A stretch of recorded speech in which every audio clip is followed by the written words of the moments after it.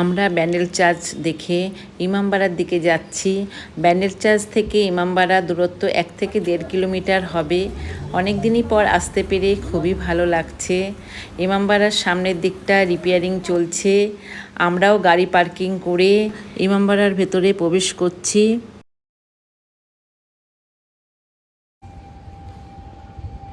এই যে আমরা ইমামবাড়া এসেছি, কত সুন্দর।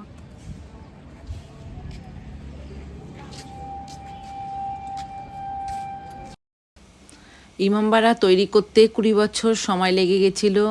1841 খ্রিস্টাব্দ থেকে 1861 খ্রিস্টাব্দ পর্যন্ত মানবপ্রেমী হাজী মোহাম্মদ মহসিন এই অপরূপ ইসলামী স্থাপত্য ইমামবাড়া তৈরি করেছিলেন।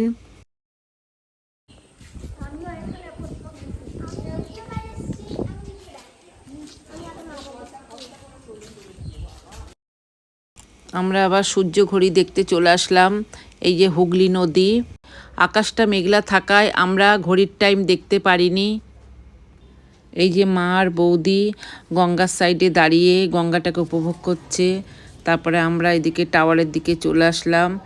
মা ভেতরে টাওয়ারের ভেতরে উঠলো 152টা সিঁড়ি।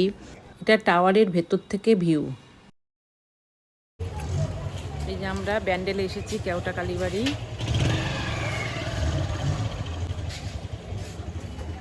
এই যে কালীবাড়িতে মাকে নমস্কার করব।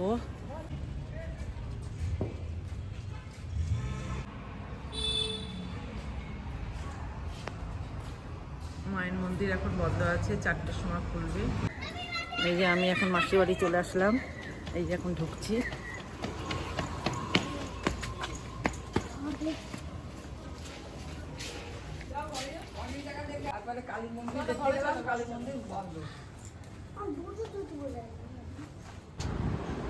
এই যে আমি মাসির বাড়িতে এসেছি।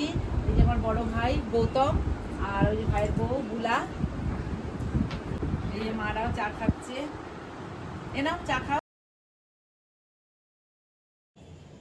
এই যে বন্ধুরা আমি এখন বাড়ি চলে আসলাম, খুবই আনন্দ করলাম, মজা করলাম। তো এখানে আমার ব্লগটা শেষ করছি।